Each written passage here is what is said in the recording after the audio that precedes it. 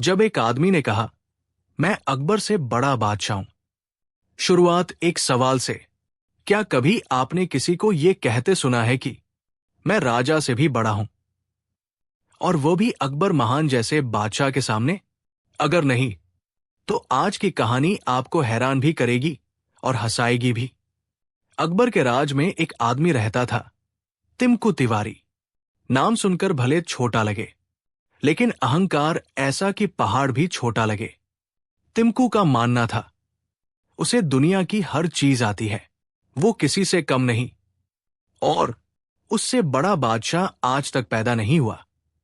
एक दिन गांव के चौक में उसने ऊंची आवाज में कहा, सुन लो दुनिया वालों, मैं किसी दिन अकबर से बड़ा बादशाह बनकर दिखाऊंगा, बल्कि मैं पहले से ही उससे बड़ा हूं। लोग डर गए, कुछ हंसे, कुछ हैरान, और कुछ सीधे बात दरबार तक ले गए। अगले ही दिन अकबर की सेना तिम्कू को पकड़कर दरबार लाई।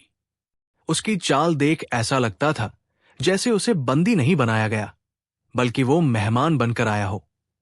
अकबर ने गंभीर स्वर में पूछा, सुना है तुम खुद को हमसे बड़ा बादशाह बताते हो? तिम्कू ने आत्मविश्वास से हाथ फैलाया, जहां अपना गलत समझ है आपकी, मैं ये नहीं कहता, मैं ये मानता हूं। पूरा दरबार ठहाकों से भर गया। अकबर ने हंसकर पूछा, तो बताओ, तुम मुझसे कैसे बड़े हो? तिम्कू ने उंगली उठाते हुए कहा, क्योंकि मेरे 3 गुण आपसे ज्यादा है। दरबार में सन्नाटा। बीरबल हल्के से मुस्कुरा दिए, उन्हें पता था आज मजा आएगा। अकबर बोले, ठीक है, बताओ, वो 3 गुण क्या है? तिम्कू ने ताबड़तोड़ जवाब दिया, 1, मैं बिना सेना के खुद को राजा मानता हूं। 2, बिना प्रजा के भी मैं आदेश देता हूं। 3, और बिना ताज के भी लोग मुझे देखते ही डरते हैं। पूरे दरबार में हंसी का तूफान। अकबर बोले, तो फिर हमें साबित करके दिखाओ। अकबर ने बीरबल से पूछा, बीरबल, इसका इलाज क्या है? बीरबल धीरे से बोले, यदि कोई खुद को सिंह समझे तो उसे दहाड़ने दीजिए। लेकिन कब तक? उनकी आंखों में शरारत चमकी। अकबर बोले, तिम्कू को 3 परीक्षाओं से गुजारो। अगर वो जीत गया तो हम उसे बादशाह मानेंगे। तिम्कू खुश होकर बोले, तैयार हूं। बीरबल बोले, अगर तुम सच में बादशाह हो तो चलो बाजार चलते हैं। अगर लोग तुम्हें देखकर बादशाह सलामत बोले तो हम पहली परीक्षा पास मानेंगे। तिम्कू पूरे घमंड में बाहर निकला। बाजार में लोग उसे देखते ही हंस पड़े। तिम्कू चिल्लाया, मूर्ख प्रजा, मुझे देखो, तुम्हारा असली बादशाह मैं हूं। एक बूढ़ी औरत बोली, बेटा, बादशाह तो वही होता है जिससे लोग डरे नहीं, बल्कि प्रेम करें। तिम्कू चुप, क्योंकि किसी ने उसकी जयकारा नहीं लगाया। पहली परीक्षा असफल। बीरबल बोले, जो राजा होता है वो प्रजा के लिए देता है। बताओ, तुम क्या दे सकते हो? तिम्कू छाती फुलाते हुए बोला, सब कुछ। बीरबल ने कहा, अच्छा, उस बूढ़े मजदूर की मदद करो, उसे घर चाहिए। तिम्कू हक्का बक्का, उसके पास पैसे ही नहीं थे। वो बोला, मैं वादा कर सकता हूं। बीरबल ने मुस्कुराते हुए कहा, बादशाह वादे नहीं करता, काम करता है। दूसरी परीक्षा असफल। बीरबल कमरे में लाए एक नकली सोने का ताज। बीरबल बोले, ये ताज पहन लो, लेकिन पहनने से पहले एक सवाल का जवाब दो। तिम्कू गर्व से बोला, पूछो। बीरबल ने पूछा, क्या तुम इस ताज का भार उठा सकते हो? तिम्कू हंस पड़ा, ये तो हल्का है। बीरबल ने कहा, तो इसे मत पहनना, पहले तुम्हें वो भार उठाना होगा जो इस ताज के साथ आता है, इंसाफ, जिम्मेदारी और जनता की उम्मीदें। तिम्कू की आवाज काम गई, मैं शायद नहीं। तिम्कू धीरे से घुटनों पर बैठ गया और बोला, जहां अपना, मैंने खुद को बड़ा समझा क्योंकि मेरे अंदर अहंकार था। पर असली बादशाह वो नहीं जिसके पास ताज हो, बल्कि वो है जो जनता के दिल में राज करता है। अकबर ने प्यार से कहा, तिम्कू, आज तुमने हारकर नहीं जीता। तिम्कू ने आश्चर्य से पूछा, कैसे? बीरबल ने मुस्कुराकर कहा, क्योंकि आज तुमने अपने अहंकार पर जीत हासिल की है। तिम्कू को दरबार में नौकरी दी गई, राज्य के हंसी और मनोरंजन विभाग में। अब उसका काम था लोगों को अहंकार और मूर्खता पर हंसाना और याद दिलाना, अपनी सीमा पहचानो, वरना जीवन खुद तुम्हें सिखाएगा। सीख, मोरल, असली महानता पद, पैसा या शक्ति में नहीं, बल्कि विनम्रता, सेवा और जिम्मेदारी में होती है। जो इंसान अपने अहंकार को जीत ले, वही सबसे बड़ा राजा होता है। बीरबल बनाम वह साधु जिसने कहा, मैं मौत को बुला सकता हूं। क्या कोई इंसान मौत को बुला सकता है? क्या कोई व्यक्ति कह सकता है, मेरे सामने मौत भी आदेश मानती है? अगर कोई ऐसा दावा करे, और वो भी अकबर के राज्य में, तो क्या होगा? यही है आज की कहानी। अकबर के साम्राज्य में एक दिन अचानक खबर फैली, एक अद्भुत साधु आया है जो मौत को बुला सकता है। लोग समूह में उस साधु के पास जाने लगे। उसके पास एक बड़ा चोगा, लंबी दाढ़ी और लाल आंखें थी। उसका नाम था अघोरनाथ तपस्वी। लोगों का दावा था कि वो मृत आत्माओं से बात करता है, भविष्य बता देता है, और जो चाहे उसकी उम्र कम ज्यादा कर सकता है। धीरे धीरे भीड़ इतनी बढ़ गई कि राज्य में चर्चा फैल गई। ये बात अकबर तक पहुंची। अकबर ने दरबार में पूछा, किसी ने इस साधु को देखा है? वजीर बोले, जहांपनाह, वो दावा करता है कि अगर वो चाहे तो किसी की मौत एक पल में बुला सकता है। दरबार में फुसफुसाहट फैल गई। अकबर ने शांत स्वर में कहा, सच हो या छल, सत्य पता करना आवश्यक है। बीरबल मुस्कुराकर बोले, जहांपनाह, हर मायावी शक्ति का रहस्य बस धैर्य और तर्क में छिपा होता है। अकबर ने आदेश दिया, उस साधु को कल दरबार में बुलाया जाए। अगले दिन दरबार में एक अजीब सा सन्नाटा था। सैनिकों ने साधु को अंदर लाया। वो चलते हुए मंत्र पढ़ रहा था। दरबार में प्रवेश करते ही उसने अकबर की ओर देखकर कहा, सलाम नहीं, राजा को मैं प्रणाम नहीं करता, क्योंकि मैं मृत्यु का स्वामी हूं। पूरा दरबार दंग। अकबर बोले, तो तुम कहते हो कि मौत तुम्हारी गुलाम है? साधु ने मुस्कुराकर कहा, नहीं, मौत मेरी मित्र है और मेरी आज्ञा से चलती है। बीरबल ने सोचा, ये दिलचस्प होगा। अकबर ने पूछा, अगर तुम मौत को बुला सकते हो तो हमें सबूत दो। साधु ने गहरी सांस ली और कहा, किसी व्यक्ति का नाम बताओ, मैं उसकी मृत्यु का दिन बता दूंगा। अकबर ने जिज्ञासा से देखा लेकिन बोले, नाम नहीं देंगे। बीरबल आगे आए और बोले, आप अगर इतना बड़ा दावा करते हैं तो पहले ये बताएं, आप अपनी मृत्यु कब बुलाएंगे? दरबार में हंसी फूट पड़ी। साधु चौंक गया।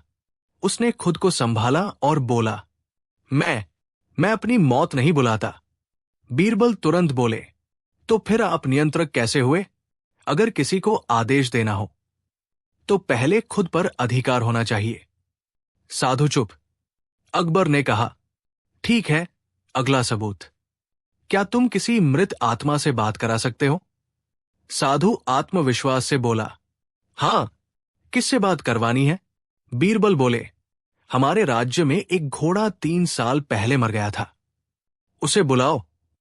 हम उससे पूछना चाहेंगे कि वह किस पर बैठकर लड़ाइयों में जाता था। साधु पसीना पसीना हो गया। वो मंत्र पढ़ने लगा। रोए रोए कांपने लगे, लेकिन कुछ नहीं हुआ। बीरबल धीरे से बोले, लगता है घोड़ा भी आपकी आज्ञा नहीं मानता। दरबार में फिर हंसी। अकबर ने कहा, आखिरी मौका, अगर तुम मौत को बुला सकते हो तो किसी निर्जीव वस्तु को अभी खत्म करके दिखाओ। इस दीपक को बुझाओ बिना हाथ लगाए। साधु ने आंखें बंद की, मंत्र पढ़ना शुरू किया, हवा का इशारा किया और दीपक वैसे ही जलता रहा। बीरबल पास आए और धीरे से बोले, दीपक को बुझाने के लिए हवा चाहिए और हवा को बुलाने के लिए बुद्धि चाहिए। आपके पास न तो हवा है और न बुद्धि। साधु का रंग उड़ गया। बीरबल ने सैनिकों को इशारा किया। साधु के कपड़े, चोगा, जादुई डिब्बे सबकी जांच हुई। सबके सामने निकल आया एक धुएं वाली पाउडर की डिब्बी, झूठे ताबीज और डराने के लिए लाल मिट्टी वाला चूर्ण। बीरबल बोले, ये व्यक्ति साधु नहीं बल्कि ठग है, डर और भ्रम बेचकर कमाई करता है। अकबर ने आदेश दिया, इसे जेल भेजा जाए और जनता को चेतावनी दी जाए। धोखा धर्म नहीं होता। ले जाते समय साधु चिल्लाया, मैं अभी मौत को बुला सकता हूं। बीरबल हंसकर बोले, हां, बुलाओ। जेल की सलाखों पर मक्खियां मर ही रही होंगी। पूरा दरबार ठहाकों से गूंज उठा। कहानी की सीख, मोरल, डर वही राज करता है जहां बुद्धि का प्रकाश नहीं होता। झूठा चमत्कार बस उतना ही टिकता है जितनी देर तक लोग सवाल न करें। बीरबल बनाम वो महिला जिसने कहा, मेरा पति बीरबल से ज्यादा चतुर है। क्या कभी आपने किसी को यह कहते सुना है कि मेरे पति से ज्यादा चतुर कोई नहीं? लेकिन यहां बात किसी सामान्य व्यक्ति की नहीं। बात हो रही थी उस महिला की जिसने पूरे दरबार के सामने दावा किया, मेरा पति बीरबल से भी ज्यादा चालाक और बुद्धिमान है। इस दावे ने पूरे दरबार में भूचाल ला दिया। अकबर और बीरबल के समय में ऐसे कई लोग थे जो बीरबल की बुद्धिमानी सुनकर चकित हो जाते थे। कुछ ईर्ष्या करते थे, कुछ प्रभावित होते थे और कुछ चुनौती देने की कोशिश करते थे। ऐसी ही एक महिला थी, सुकन्या देवी। सुकन्या देवी बहुत होशियार, तेज बोलने वाली और जुबान की धाक रखने वाली थी। उसका पति गोकुलदास एक सामान्य व्यापारी था, लेकिन पत्नी को विश्वास था, मेरे गोकुल में ऐसा दिमाग है जो बीरबल के दिमाग को मात दे सकता है। और यही विश्वास उसे दरबार तक खींच लाया। एक दिन दरबार में अचानक प्रवेश करते हुए सुकन्या बोली, जहांपनाह, अगर न्याय हो रहा है तो घोषणा कीजिए, मेरे पति को राज्य का सबसे बुद्धिमान व्यक्ति। अकबर जहन्नुम से उतरकर देखने लगे। और क्यों? इसका कारण? महिला ने गर्दन सीधी करते हुए कहा, क्योंकि बीरबल उतना चतुर नहीं जितना मेरा पति। पूरा दरबार चुप। कुछ क्षणों बाद हंसी फूट पड़ी, लेकिन अकबर ने हाथ उठाकर दरबार शांत किया। अकबर बोले, अगर ऐसा है तो हम तुम्हारे पति की परीक्षा लेना चाहेंगे। महिला ने गर्व से कहा, तैयार है वह। अगले दिन गोकुलदास को दरबार में बुलाया गया। गोकुलदास घबराया हुआ था, लेकिन पत्नी ने कान में कहा, तू ही शेर है, और वो किसी तरह छाती फुलाकर खड़ा हो गया। बीरबल आगे आए और बोले, पहली परीक्षा, जवाब दो। दुनिया में सबसे कठिन क्या है? गोकुलदास ने सोचकर जवाब दिया, खाना बनाना। पूरे दरबार में हंसी फूट पड़ी। बीरबल ने शांति से पूछा, क्यों? गोकुलदास ने शर्माते हुए कहा, क्योंकि मेरी पत्नी को कभी खाना पसंद नहीं आता। बीरबल बोले, उत्तर रोचक है लेकिन सही नहीं। बीरबल मुस्कुराते हुए बोले, दूसरा सवाल, दुनिया में सबसे तेज चीज क्या है? गोकुलदास ने तुरंत कहा, मेरी पत्नी की जुबान। इस बार न सिर्फ दरबार हंसा, स्वयं अकबर भी मुस्कुरा दिए। लेकिन बीरबल बोले, यकीनन बोलने की गति अद्भुत है, लेकिन सही उत्तर नहीं। सुकन्या देवी लाल होकर बोली, यह सवाल समझदारी का नहीं, मजाक का बना रहे हो। बीरबल हंसकर बोले, अभी मजाक नहीं, असली परीक्षा बाकी है। बीरबल ने कहा, गोकुलदास, आखिरी सवाल, दुनिया में सबसे बड़ा धन क्या है? गोकुलदास ने सोचा और फिर बोला, पत्नी। सुकन्या गर्व से चमक उठी। लेकिन बीरबल ने आगे पूछा, और सबसे बड़ा नुकसान? गोकुलदास धीरे से बोला, अगर पत्नी गलत हो। दरबार ठहाकों से फट पड़ा। सुकन्या तेज नजर से घूरने लगी। घर चल, आज देख लूंगी तुझे। बीरबल बोले, अब मेरी परीक्षा है, मैं एक कार्य दूंगा। अगर गोकुलदास उसे पूरा कर ले तो मान लेंगे कि वह मुझसे चतुर है। सबकी आंखें उत्सुकता से फैल गई। बीरबल ने कहा, तुम्हें 3 काम करने होंगे। एक एक ऐसी चीज लाओ जो कड़वी भी हो और मीठी भी। 2 दूसरी, जो छोटी भी हो और बड़ी भी। 3 तीसरी, जो दिखती भी न हो और मौजूद भी हो। गोकुलदास और उसकी पत्नी स्तब्ध। गोकुलदास बाजार गया। पहली चीज के लिए उसने बहुत सोचा। अंत में एक नीम का शहद मिला, कड़वा भी, मीठा भी। दूसरी चीज कठिन थी। वो पूरा बाजार घुमा। एक बालक ने कहा, ज्ञान छोटी किताब में भी मिल जाए तो बड़ा होता है। गोकुलदास ने किताब ले ली। तीसरी चीज सबसे चुनौतीपूर्ण थी। गोकुलदास बैठकर सोचने लगा। वो घंटों सोचता रहा और तब उसके मन में चमक हुई। अगले दिन वो दरबार पहुंचा।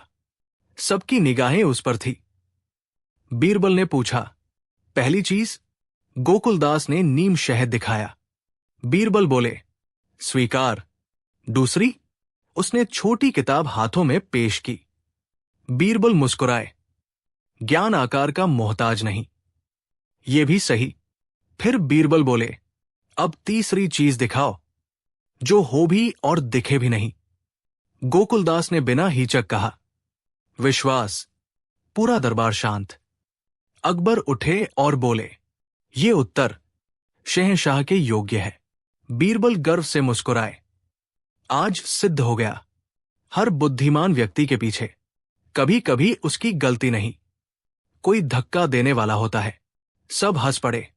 कहानी की सीख।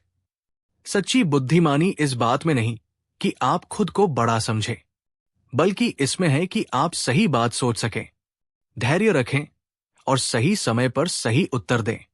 तुलना बुद्धिमानी नहीं बनाती, सीख और समझ बनाती है। न्याय अधूरा कैसे हो सकता है? क्या कभी आधा सच पूरा फैसला बदल सकता है? आगरा के महल में सुबह का माहौल बड़ा निराला था। कबूतर उड़ रहे थे, फव्वारे चमक रहे थे और दरबारी मीठी बातें कर रहे थे। पर अचानक धड़ाम, एक आदमी दरबार के दरवाजे से गिरता हुआ अंदर आया।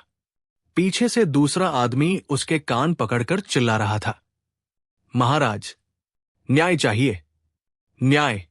अकबर ने चौंक कर कहा, अरे भाई, कान क्यों मोड़ रखा है? चोरी पकड़ी है क्या? पहला आदमी रो पड़ा, महाराज, ये मेरा पड़ोसी है और ये दावा करता है कि इसके बेटे को मेरे आम के पेड़ की छाया पर हक है। दूसरा आदमी सीना फुलाकर बोला, हां महाराज, पेड़ मेरा नहीं, पर उसकी छाया तो मेरे घर में आती है। मैंने कहा, छाया का किराया दो। दरबारियों की हंसी छूट गई। अकबर मुस्कुराए, वाह बेटा, पेड़ नहीं चला, छाया चल पड़ी। बीरबल ने चुटकी ली, महाराज, अगली बार शायद हवा का टैक्स भी लग जाए। पहला आदमी बोला, महाराज, आम मेरे हैं, पेड़ मेरा है। अगर छाया बेचनी है तो पहले हवा की बोतल भी बेच दूं। दूसरा आदमी तुरंत बोला, तो क्या? अगर आम तोड़ना है तो मैं पेड़ से थोड़ी दूरी बनवा दूं। छाया मेरी जमीन में आती है, यानी अधिकार मेरा। अकबर को अचानक एक अलग ही शरारती मुस्कान आई।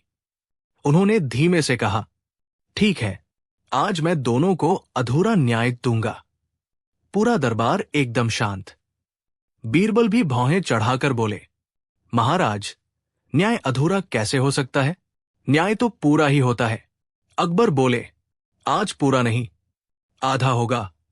अकबर ने अपने सैनिकों को आदेश दिया, पेड़ के मालिक को केवल आधे आम रखने की अनुमति दी जाती है। पहला आदमी चौंक गया, आधे? मेरे पेड़ के आम और आधे? अकबर गंभीर रहे, हां, क्योंकि पेड़ की पूरी छाया इस आदमी पर जाती है, तो असर आधा आधा होना चाहिए। दूसरा आदमी खुश होकर बोला, वाह महाराज, इसका मतलब आधा आम मेरा? अकबर ने सिर हिलाया, हां, तुमको आम नहीं मिलेगा, लेकिन बीज लोगे, क्योंकि बीज भविष्य का अधिकार है। अब पूरा दरबार उलझन में। न आम मिला, न पेड़, बस बीज और आधी बात। बीरबल आगे आए, महाराज, क्या आप सचमुच ये फैसला देना चाहते हैं? लोग उलझ जाएंगे। ना ये आदमी खुश, ना वह।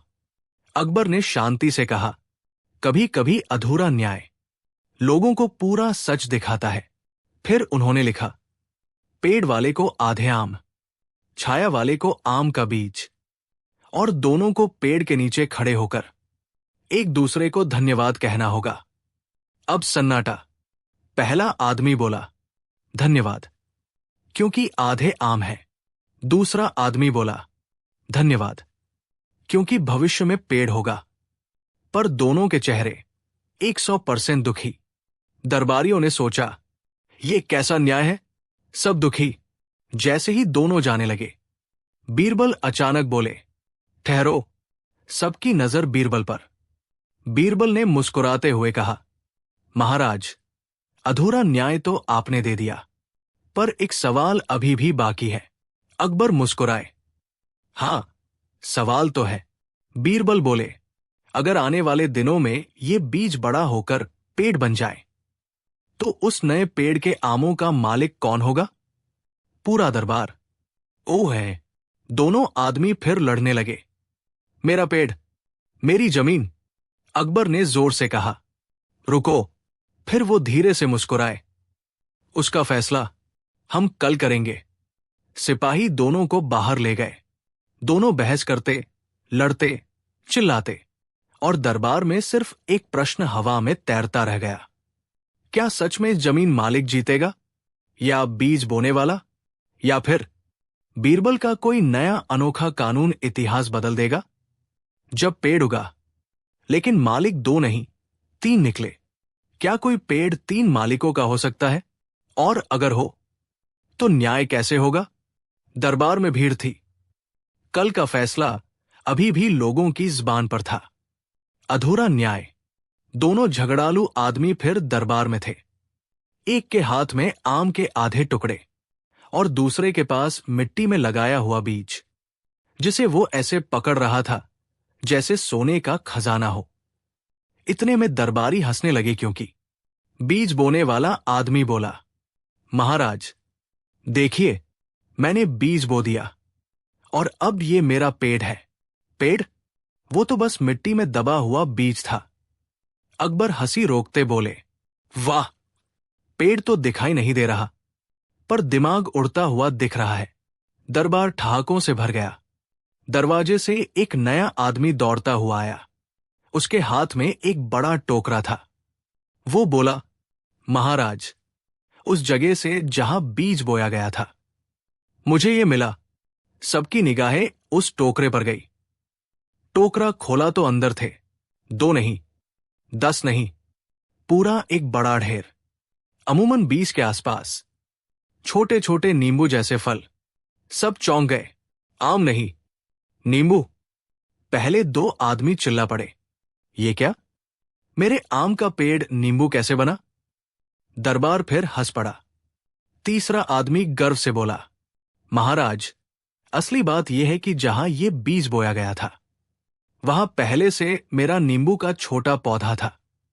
बीज तो लगा, पर जगह मेरी थी, तो नींबू और पेड़ मेरा। अब तीनों चिल्ला रहे थे।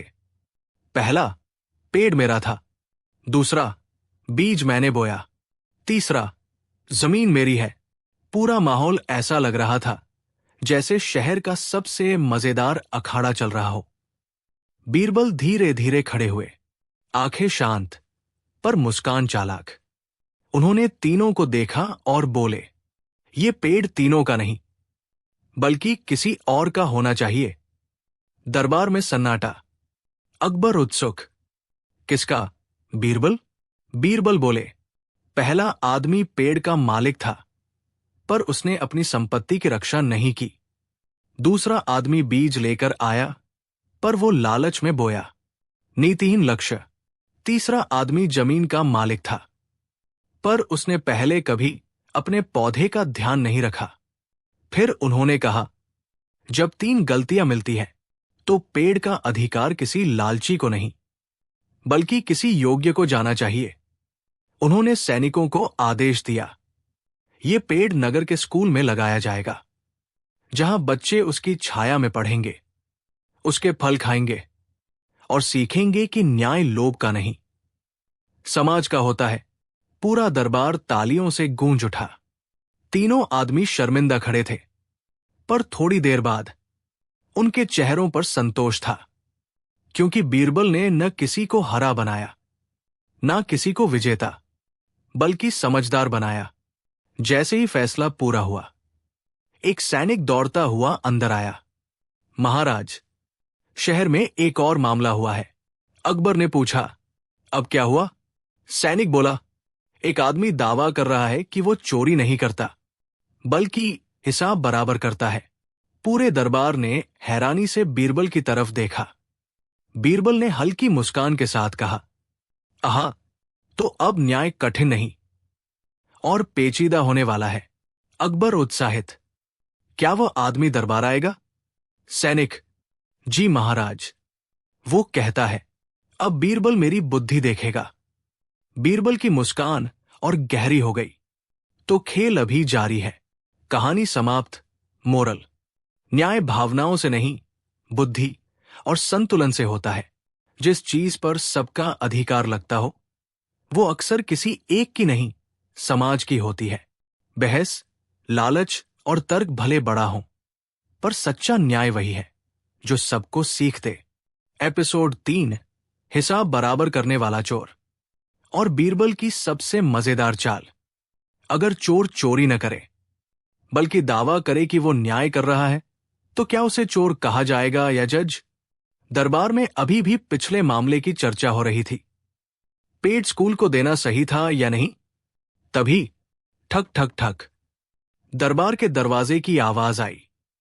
सिपाहियों ने मार्ग दिया और अंदर आया एक आदमी, सर पर पगड़ी, हाथ में एक छोटी नोटबुक और कमर में एक बैग।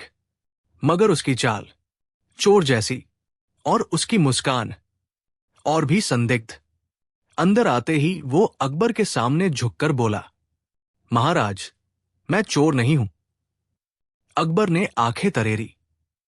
तो फिर ये बैग और नोटबुक क्यों ऐसे छिपा रहे हो जैसे दूध में मक्खन? वो आदमी गर्व से बोला, क्योंकि महाराज, मैं चोरी नहीं करता, मैं न्याय करता हूं। दरबार, हे भगवान, नया प्रकार का अपराधी। बीरबल मुस्कुराए, हूं, दिलचस्प नाम है, ये कैसे रख लिया? हिसाबचंद ने नोटबुक खोली। उसमें नाम और रकम लिखी थी। वो बोला, जिसके पास जरूरत से ज्यादा होता है, मैं उससे लेता हूं, और जिसका हिस्सा उसे नहीं मिला होता, उसे देता हूं। अकबर गंभीर हुए, मतलब तुम चोरी करते हो? हिसाबचंद ने तुरंत जवाब दिया, नहीं महाराज, मैं हिसाब बराबर करता हूं। और फिर गर्व से बोला, यानी मैं छाया वाला न्याय करता हूं। पूरा दरबार ठहाकों से गूंज उठा, क्योंकि छाया वाला मामला तो अभी कल ही हुआ था। उसने पढ़ना शुरू किया। दर्ज नंबर 1, मोची रामू ने गलती से 2 पैसे ज्यादा ले लिए थे। मैंने रात में जाकर उनसे वो 2 पैसे ले लिए। फिर अगले दिन मैंने वो 2 पैसे उसके ग्राहक की जेब में डाल दिए। मोची रामू चिल्लाया, हां, इस आदमी ने सच में मेरी दुकान में सेंध मारी। 2, एक दुकानदार ने तौल में धोखा दिया। मैंने रात में उसकी दुकान से 4 रोटियां ली, और वो रोटियां अगले दिन उस गरीब बूढ़ी महिला को दे दी। वही बूढ़ी महिला बोल उठी, हा, मुझे तो रोज सपने में देवदूत लगता था। दुकानदार तिलमिला उठा, देवदूत नहीं, थैली के साथ आने वाला शैतान था। दर्ज 3, एक पंडित ने दान लेने का वादा किया और दान नहीं दिया। मैंने रात को उसका दिया हुआ पूजा घी ले लिया और मंदिर में जमा कर दिया। पंडित जी रो पड़े, घी तो ले गया, पर घंटा अभी तक वापस नहीं दिया। पूरा दरबार हंसते हंसते दोहरा। बीरबल ने कहा, तुम कह रहे हो कि तुम चोरी नहीं करते, तुम न्याय करते हो? हिसाबचंद सीना चौड़ा कर बोला, हां। बीरबल ने शांत स्वर में कहा, ठीक है, फिर अब न्याय तुम्हारे साथ भी होगा। हिसाबचंद उलझन में, मतलब? बीरबल ने सैनिकों से कहा, जिन जिन लोगों से तुमने लिया है उन सबको बुलाओ।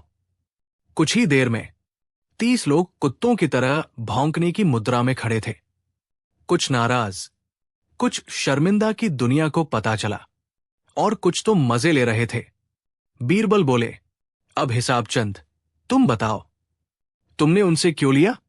हिसाब चंद बोला, क्योंकि वे गलत थे। बीरबल बोले, तो अब तुमने उनसे जो लिया वो वापस दो, क्योंकि तुम भी गलत हो। हिसाब चंद हक्का बक्का, क्या? लेकिन मैं तो न्याय कर रहा था। बीरबल हंसते हुए बोले, अगर चोरी गलत है तो उद्देश्य बदलने से अपराध नहीं बदलता। अकबर ने कहा, हिसाब चंद, तुम्हारा इरादा बुरा नहीं था, पर तरीका गलत था। फैसला हुआ, हिसाब चंद चोर नहीं कहलाएगा, लेकिन वो चोरी नहीं करेगा, बल्कि वो नगर का आधिकारिक शिकायत संग्रह करता बनेगा, और जो भी अन्याय होगा वो दरबार तक पहुंचाएगा। असली न्याय दरबार में होगा, कंधों पर नहीं। हिसाब चंद मुस्कुराया, महाराज, ये काम तो मेरे नसीब में ही था। बंदर छोटू उछलकर चिल्लाया, अब चोरी नहीं, लिखाई लिखाई। दरबार फिर हंसी से गूंज उठा।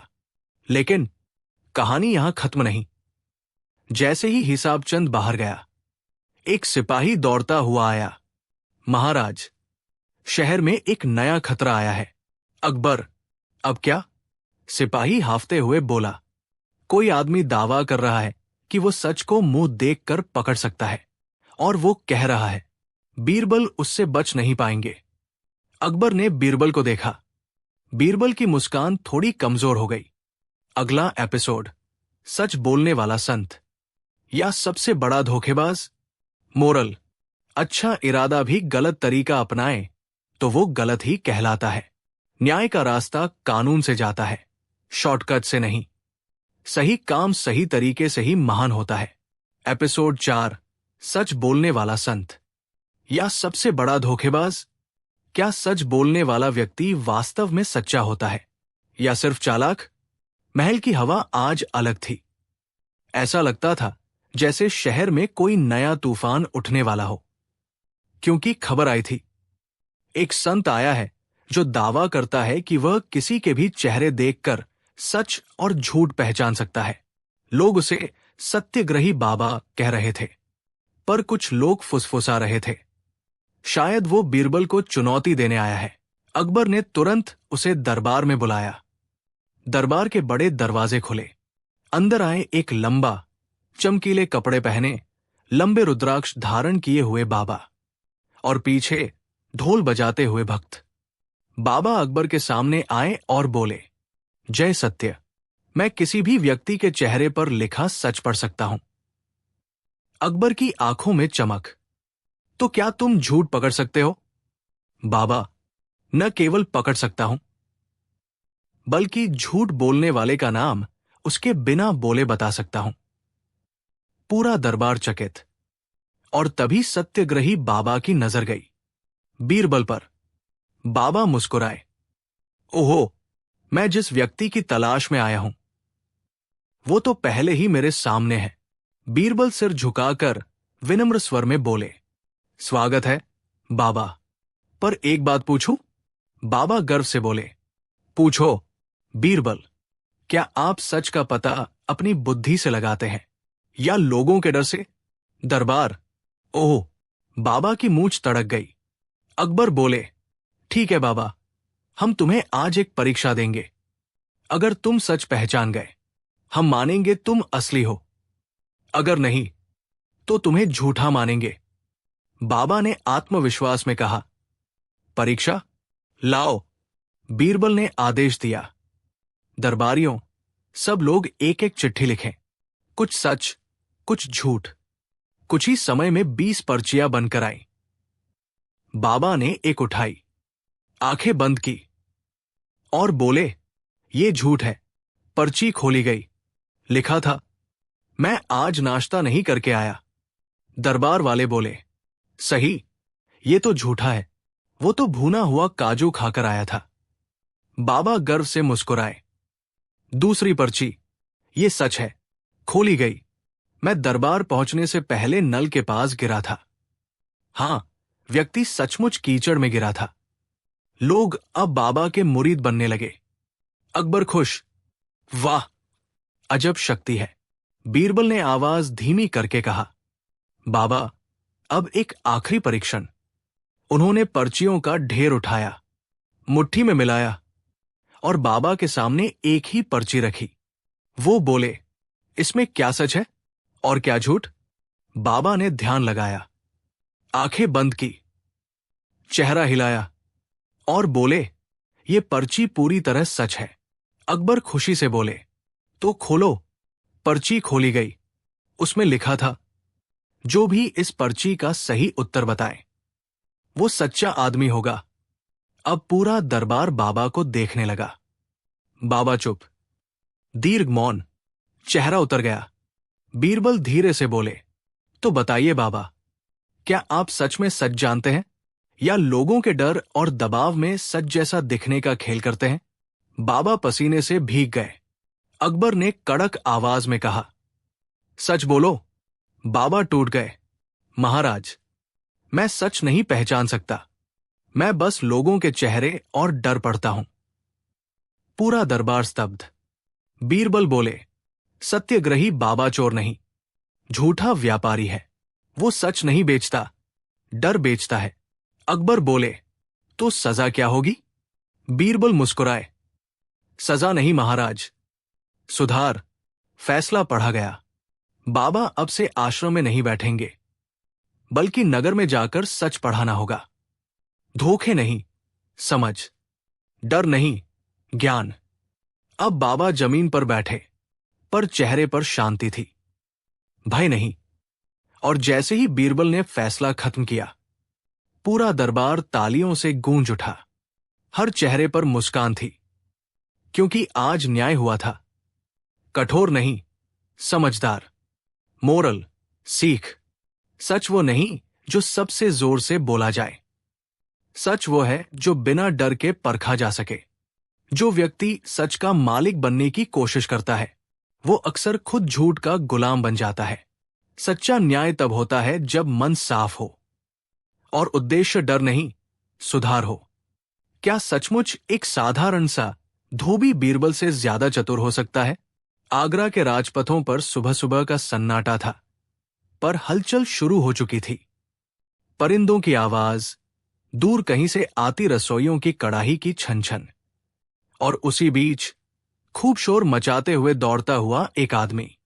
उसके हाथ में कपड़ों का बड़ा ढेर था, बाल बिखरे हुए, और उसके पीछे पीछे पूरे मोहल्ले के बच्चे हूटिंग कर रहे थे, धोबी, धोबी, आज राज दरबार जाएगा, बीरबल से भिड़ेगा। अकबर के सैनिकों ने उस आदमी को रोका।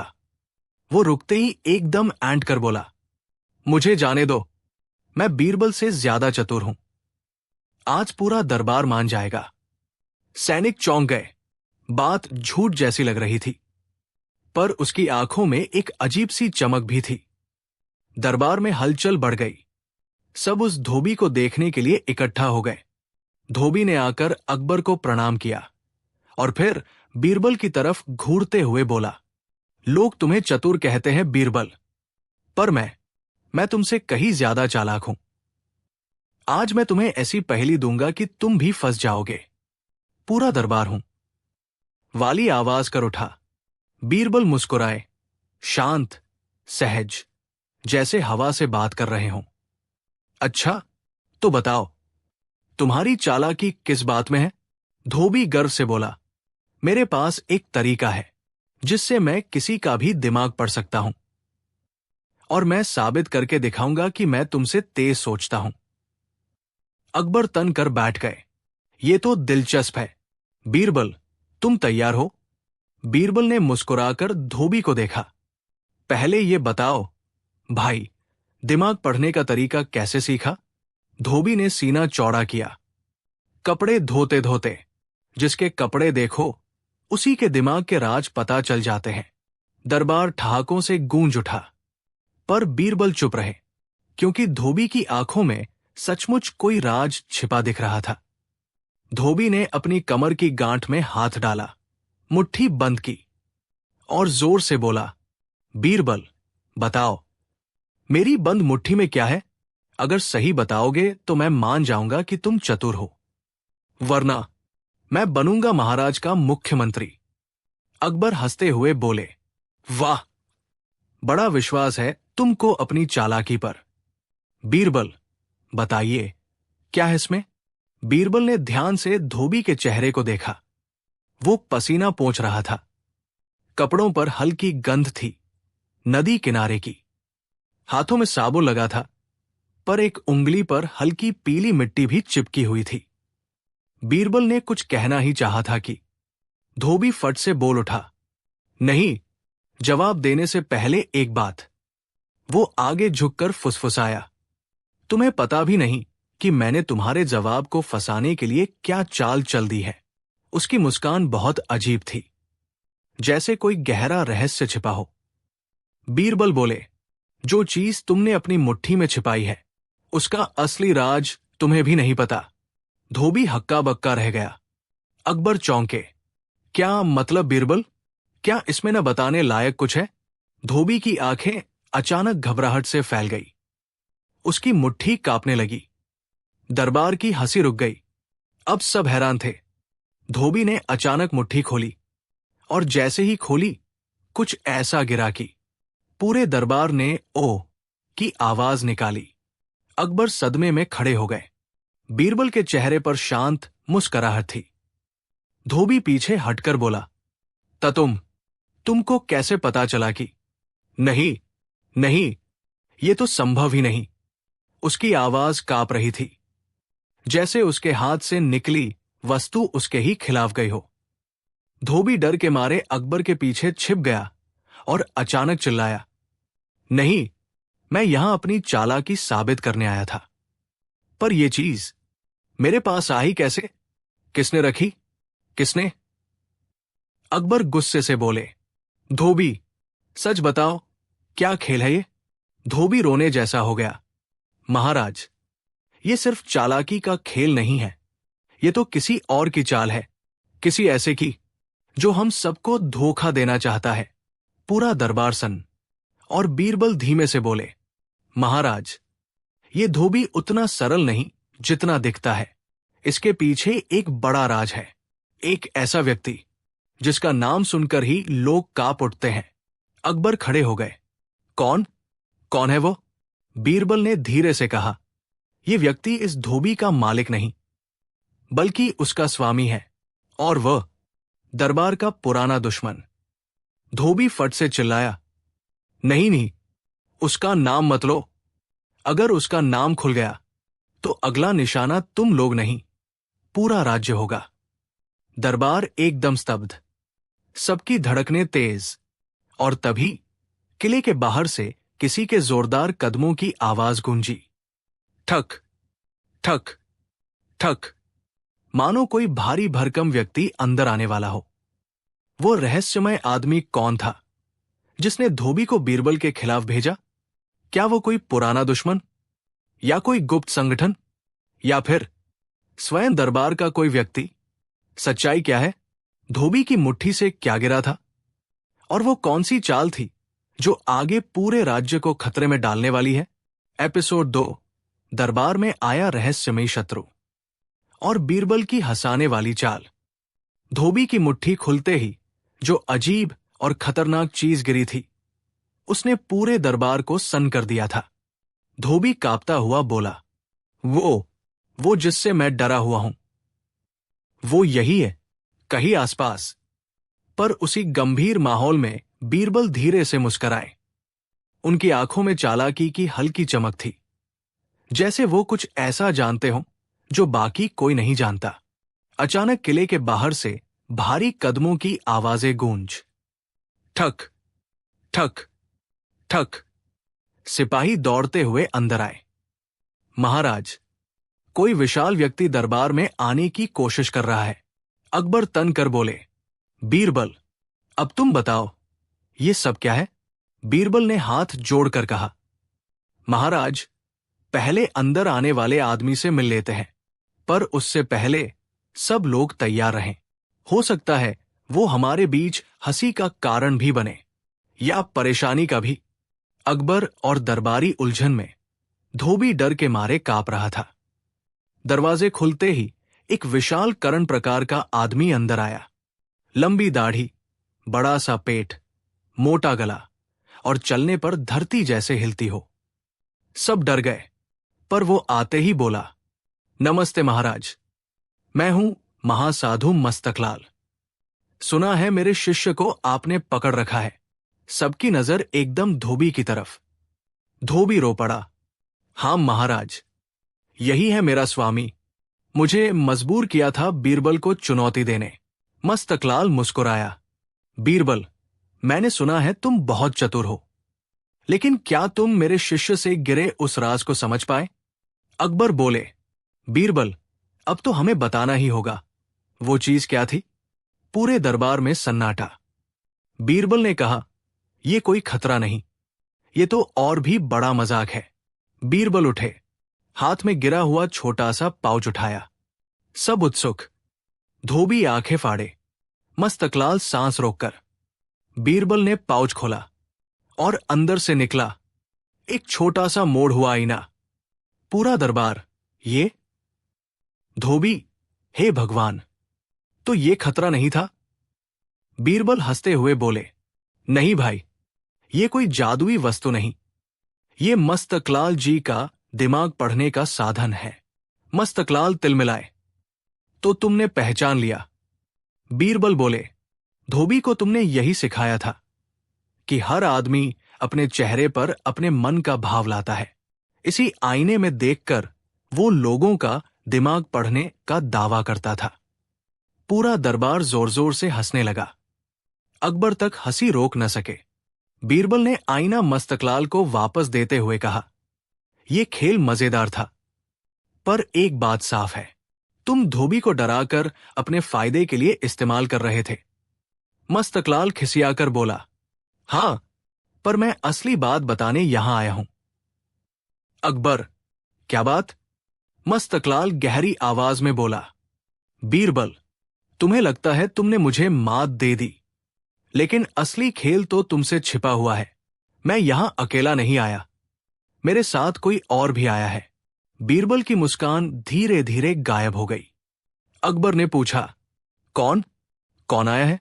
मस्तकलाल धीरे से बोला, एक ऐसा आदमी जो तुम्हारी हर चाल को समझ सकता है, जो तुम्हारे हर कदम का अंदाजा पहले से लगा चुका है, और जो तुम्हें हर हाल में हराना चाहता है। पूरा दरबार तनाव में आ गया। धोबी डर के मारे बोला, हां महाराज, वही असली दिमाग पढ़ने वाला है।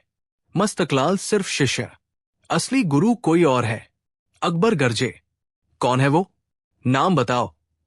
मस्तकलाल ने फर्श पर देखते हुए कहा, वो व्यक्ति अभी इसी महल के अंदर है। सब सदमे में। अकबर, क्या? महल के अंदर? कहा? मस्तकलाल ने उंगली उठाई, धीरे धीरे सीधे बीरबल की तरफ, और बोला, वो बीरबल के पीछे खड़ा है। कौन है वो व्यक्ति? क्या वो वास्तव में बीरबल को चुनौती देने आया है, या मस्तकलाल कोई और गहरी चाल खेल रहा है? एपिसोड 3, बीरबल के पीछे खड़ा वो रहस्यमयी आदमी, और दरबार में मची हंसी की आंधी। मस्तकलाल ने कांपती उंगली उठाकर कहा था, वो आदमी अभी बीरबल के पीछे खड़ा है। पूरा दरबार सांस रोककर बीरबल के पीछे देखने लगा। सैनिकों ने तलवारें संभाली। अकबर भी उठ गए। धोबी तो डर से मुंह पर दोनों हाथ रखकर बैठ गया, और बीरबल, वो बिल्कुल स्थिर, जैसे पहले से जानते हो कि क्या होने वाला है। सबकी नजर बीरबल के पीछे लगी थी। दरबार में धीमी फुसफुसाहट, कहीं कोई खतरनाक जासूस न हो, कहीं कोई पुराना दुश्मन तो नहीं, कहीं जादूगर तो नहीं। अकबर ने कड़क आवाज में कहा, जिसका नाम लिया जा रहा है वो सामने आए। तभी धीरे धीरे एक गोल सी आकृति बीरबल के पीछे से निकलने लगी। सबकी धड़कनें तेज, और फिर एक छोटा सा, गोलमटोल, मोटा ताजा बंदर उछलता हुआ बाहर आया। हां, बंदर, दरबार? क्या? अकबर अवाक, धोबी बेहोश होने जैसा। सैनिकों ने तलवारें वापस रख दी। बंदर ने बीरबल के कंधे पर चढ़ते हुए चिल्लाया, किकी किकी। सारा दरबार ठहाकों से गूंज उठा। अकबर हंसते हुए बोले, मस्तकलाल, यही है तुम्हारा सबसे खतरनाक दिमाग पढ़ने वाला आदमी? मस्तकलाल शर्म से लाल हुआ। महाराज, मैं कसम खाकर कह रहा हूं, जब मैं राजमहल में आया था तब ये बंदर मेरे पीछे नहीं था। धोबी बोला, महाराज, ये बंदर मुझे भी डराता था। मुझे लगता था ये सचमुच दिमाग पढ़ता है। दरबार फिर हंस पड़ा। बीरबल ने बंदर को थोड़ा गुड़ खिलाया और बोले, महाराज, इस बंदर का नाम है छोटू। ये इधर उधर घूमता है और लोगों की आवाजें नकल करता है। इसी ने मस्तकलाल की नकली चालों को असली रूप दे दिया। मस्तकलाल तिल मिलाकर बोला, लेकिन ये बंदर महल के भीतर आया कैसे? बीरबल ने मुस्कुराकर कहा, मैंने नहीं बुलाया, पर जिस व्यक्ति ने ये खेल रचा है, जिसने धोबी की मुट्ठी में आईना छुपाया और जो चाहता है कि दरबार में भ्रम फैले। बीरबल ने गहरी आवाज में कहा, वो व्यक्ति इस बंदर का मालिक है। सन्नाटा। अकबर तुरंत गंभीर हुए और तभी छिपा हुआ राज खुला। बंदर ने जो बोला उससे सब चौंक गए। छोटू अचानक उछला और एकदम इंसानी आवाज में चिल्लाया, मत बोलो, मत बोलो, वो नाराज हो जाएगा। पूरा दरबार हैरान। अकबर बोले, ये क्या? ये बंदर किसी की आवाज की नकल कर रहा है। बीरबल धीरे से बोले, महाराज, ये आवाज दरबार के एक व्यक्ति की है। अकबर, किसकी? बताओ। बंदर फिर चिल्लाया, मैंने कहा था, कपड़े धोने वाले को आईना दो, बीरबल को चुनौती दो और असली खेल में कोई न फंसे। आवाज बिल्कुल असली इंसानी थी। पर किसकी? दरबारियों ने एक दूसरे की ओर देखा। धोबी कांपकर बोला, हां, यही आवाज है, यही मेरे स्वामी की असली आवाज। अकबर गरजे, बीरबल, कौन है वो? कौन दरबार में ऐसी चालें चल रहा है? बीरबल बंदर की तरफ झुककर बोले, छोटू, बताओ, किसने तुम्हें ये बातें सिखाई? सबकी निगाहें बंदर पर। छोटू ने सीधे उंगली उठाई। धड़ाम। पूरे दरबार की दिल की धड़कनें रुक गई। जिस उंगली की दिशा में वो इशारा कर रहा था, वो था दरबार का ही एक आदमी। हां, एक दरबारी जो हमेशा शांति से रहता था, जो कभी किसी विवाद में नहीं पड़ता था, जिसे कोई शक की निगाह से नहीं देखता था। उसका नाम कान्होजी। कान्होजी हड़बड़ाकर खड़ा हुआ। नहीं महाराज, मैंने क्या? पर बंदर ने फिर उसकी आवाज में नकल करके कहा, बीरबल बहुत होशियार बनता है, उसे एक बड़े खेल में फंसाओ। अकबर गुस्से से लाल। कान्होजी, दरबार में षड्यंत्र? कान्होजी पसीने से थरथराते हुए बोला, महाराज, मैं तो सिर्फ कुछ और चाहता था। बीरबल धीरे से बोले, महाराज, यदि अनुमति दे तो मैं कान्होजी से अकेले में बात करूं, क्योंकि इस कहानी में अभी एक बड़ा खेल बाकी है। अकबर, ठीक है, पर याद रहे, अगर कान्होजी दोषी निकला तो उसे कड़ी सजा मिलेगी। बीरबल कान्होजी को संकेत करते हुए दरबार से बाहर ले गए। कान्होजी डर से कांप रहा था। छोटू बंदर उनके पीछे पीछे उछलता हुआ। बाकी दरबारियों के मन में सिर्फ एक सवाल, बीरबल कान्होजी को अकेले में क्यों ले गए? कान्होजी दरबार को धोखा देकर क्या बड़ा खेल खेलना चाहता था? और ये बंदर छोटू आखिर किसके कहने पर सब सीख रहा था?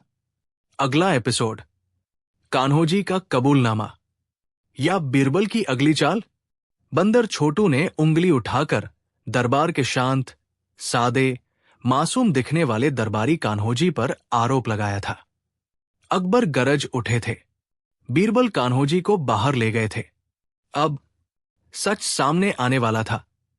कान्होजी कांपते हुए बोला, बीरबल जी, मैं कसम खाता हूं, मैंने कुछ गलत नहीं किया।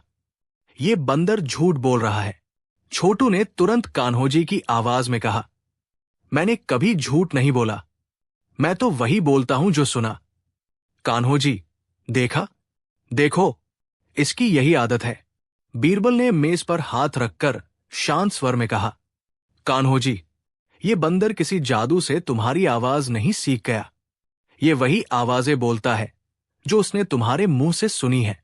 तो सवाल ये है, तुमने आखिर क्या क्या कहा था? कान्होजी चुप। बीरबल ने थोड़ा सख्त होकर पूछा, धोबी को आईना देना, बीरबल को चुनौती देना, ये सब किस लिए? कान्होजी अचानक रो पड़ा। बोला, बीरबल जी, मैं आपको हराना नहीं चाहता था, मैं तो बस आपकी तरह मशहूर होना चाहता था। बीरबल, मशहूर? कैसे? कान्होजी, दरबार में सब आपकी तारीफ करते हैं, बीरबल ये, बीरबल वो। मैं सोचता था, अगर मैं कोई बड़ा रहस्य खोल दूं या कोई दिमाग पढ़ने वाला खेल दिखा दूं तो लोग मुझे भी चतुर मानेंगे। छोटू ने कान्होजी की नकल करते हुए कहा, हूं, मैं भी बनूंगा बीरबल, मैं भी। बीरबल हंसी रोकते रोकते बोले, तो यही वजह थी कि तुमने धोबी को महान बना दिया, उसे आईना देकर कहा कि वो दिमाग पढ़ सकता है? कान्होजी, हां, मैंने सोचा था खेल छोटा रहेगा, बस थोड़ा मजा आएगा और ध्यान मेरी तरफ जाएगा। पर मस्तकलाल बीच में आ गया और फिर मामला बड़ा बन गया। बीरबल धीरे से छोटे बंदर को उठाकर बोले, छोटू, चलो अब तुम्हारी असली कला दिखाते हैं। बीरबल फिर कान्होजी से बोले, यदि तुम सचमुच चतुर बनना चाहते हो तो आज एक मौका है, पर मजाक से नहीं, सच्चाई से। कान्होजी चौंक गया। कैसा मौका? बीरबल मुस्कुराए। चलो दरबार चलते हैं, आज तुम अपने अपराध की सजा नहीं, अपनी गलती का मजेदार समाधान खुद दोगे। अकबर गंभीर मन से बैठे थे। बीरबल ने कहा, महाराज, कान्होजी दोषी है, लेकिन खतरनाक नहीं, उसका अपराध छल नहीं, मूर्खता है। कान्होजी ने शर्म से सिर झुका लिया। अकबर, तो क्या सजा दी जाए? बीरबल हंसकर बोले, महाराज, आज कान्होजी को वही बनना चाहिए जो वो बनना चाहता था। अकबर, क्या मतलब? बीरबल ने कहा, आज कान्होजी दरबार का आधिकारिक मनोरंजन मंत्री बनेगा। पूरा दरबार वाह है। कान्होजी, मैं मनोरंजन मंत्री? बीरबल, हां, तुमने पूरे दरबार को इतना बड़ा मजेदार तमाशा दिखाया है, अब इसे सरकारी काम की तरह ही जारी रखो। तुम्हारा काम होगा रोज एक मजेदार घटना, एक चुटकुला, एक ज्ञान की बात, ताकि दरबार हंसता रहे और खुश रहे।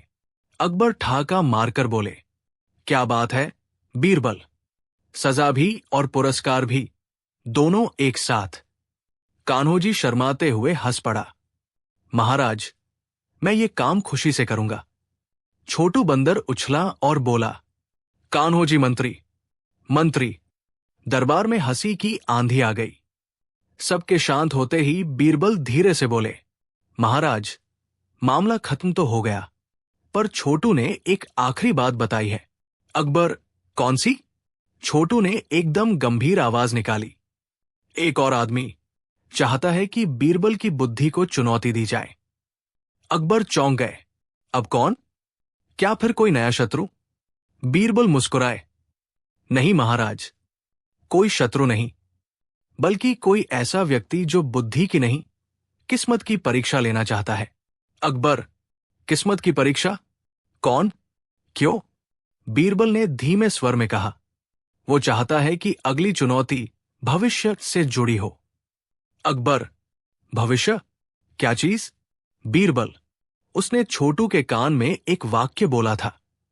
छोटू ने ऊंची आवाज में कहा, आने वाला दिन बीरबल को सबसे कठिन प्रश्न देगा।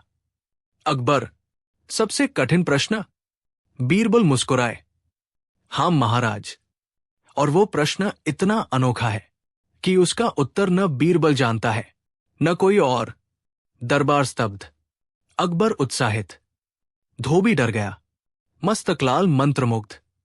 बीरबल धीरे बोले, महाराज, अगले सूर्य उदय के साथ वो प्रश्न आपके दरबार में आएगा, और उसके साथ आएगा एक ऐसा आदमी जो दावा करेगा कि वो भविष्य देख सकता है। एपिसोड 5, भविष्यवक्ता की चुनौती और बीरबल का अंतिम जवाब। किले के प्रांगण में सूरज हल्का सा उगा ही था कि खबर फैल गई। वो आदमी आ गया, वो जो भविष्य देख सकता है। दरबारियों में फुसफुसाहट, उत्सुकता और थोड़ा डर भी था। अकबर दरबार में बैठे थे और बीरबल शांत मुस्कान के साथ उनके बगल में। सैनिकों ने घोषणा की, भविष्य ज्ञानाचार्य आनंदी मुनि दरबार में पधार रहे हैं। दरवाजे खुले। धीरे धीरे एक लंबा, चुस्त, चमकीले वस्त्र पहने, मोरपंखी दंड थामे व्यक्ति अंदर आया। उसकी चाल धीमी, चेहरे पर रहस्यमय मुस्कान, लोगों की आंखों में चमक। क्या सच में ये भविष्य देख सकता है? उसने अकबर को झुककर प्रणाम किया और बोला, महाराज, मैं आया हूं भविष्य की सच्चाई बताने। अकबर उत्साहित हुए, तो क्या तुम भविष्य देख सकते हो? आनंदी मुनि ने गर्व से कहा, मैं तो वह भी देख सकता हूं जो अभी जन्मा ही नहीं। दरबार, वाह। बीरबल, हूं। हल्की मुस्कान। अकबर बोले, अगर तुम सच में भविष्य जानते हो तो ये बताओ, हमारे राज्य में अगले हफ्ते क्या होगा? आनंदी मुनि ने आंखें बंद की, दंड घुमाया और धीमे स्वर में बोला, अगले हफ्ते राज्य में तेज आंधी आएगी। लोगों ने ओहो की आवाज निकाली। आनंदी मुनि आगे बोले, और फिर उसी दिन किसी बहुत खास व्यक्ति की अंगूठी खो जाएगी। दरबार में पिन गिरने की आवाज भी सुनाई देती। अकबर ने अपनी अंगूठी देखी, फिर बोले, बहुत बड़ा दावा है, पर क्या यह सच होगा? आनंदी मुनि, महाराज, भविष्य कभी गलती नहीं करता। गलती इंसान करता है जो उसे मानता नहीं। पूरे दरबार में तनाव और रहस्य की हवा। बीरबल अब आगे आए। आनंदी मुनि जी, भविष्य बताना बहुत कठिन काम है, पर क्या उतना कठिन जितना सच्चाई पहचानना? आनंदी मुनि मुस्कुराए, तुम मुझे चुनौती दे रहे हो? बीरबल, नहीं, मैं सिर्फ सत्य को देखने की विनती कर रहा हूं। बीरबल ने सैनिकों को बुलाया और विस्फोट किया। सैनिक दौड़कर बाहर गए। फिर बीरबल ने कहा, आनंदी मुनि जी, यदि आप भविष्य जानते हैं तो कृपया बताइए, अभी इस समय सैनिक क्या लेकर आने वाले हैं? दरबार में सन्नाटा। सबकी गर्दनें आनंदी मुनि की ओर। आनंदी मुनि ने दंड घुमाया, आंखें बंद की और बोला, सैनिक अभी राजमहल की लाइब्रेरी से भाग्यशास्त्र की किताब लेकर आएंगे। दरबार, वाह, कितनी आत्मविश्वास। अकबर खुश, बीरबल शांत। कुछ क्षण बाद सैनिक लौटे। हाथ में क्या था? एक बड़ा कद्दू। पूरा दरबार, कद्दू? आनंदी मुनि चौंक गए। ये क्या? बीरबल मुस्कुराए, मैंने सैनिकों से कहा था, जो चीज तुम्हें सबसे पहले रास्ते में दिखे वही लेकर आओ। दरबार हंस पड़ा। बीरबल आगे बोले, अगर भविष्य निश्चित होता तो आप जानते।